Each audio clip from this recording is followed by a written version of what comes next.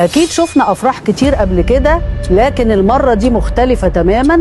نجوم كبار من ليبيا جايين يحيوا واحدة من أكبر ليالي الفيوم.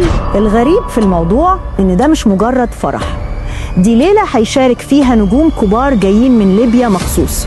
خليكم جاهزين يوم 17 الجاي عند ولاد نصار، وربنا يتمم بخير. عاملين مونديال وهنعلنها في الأخبار.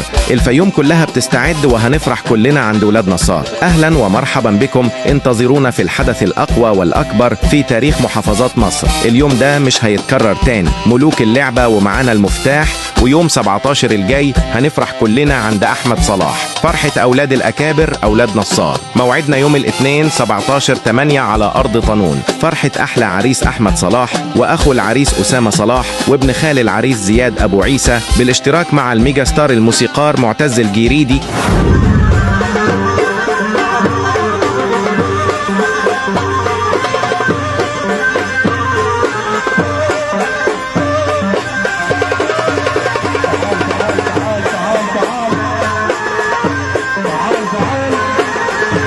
وبالاشتراك مع الميجا ستار الفنان رافع العكوكي.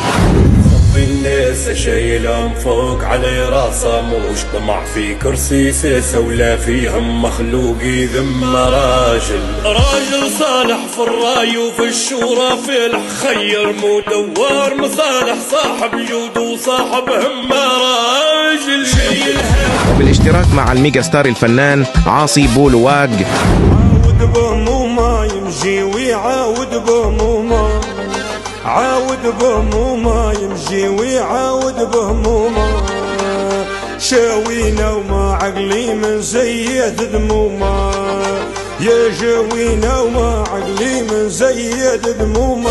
وبحضور الشاعر علي أبو غزال، وبالاشتراك مع الميجا ستار ناصر الرمحي عازف مجرونة، والدعوة عامة للجميع.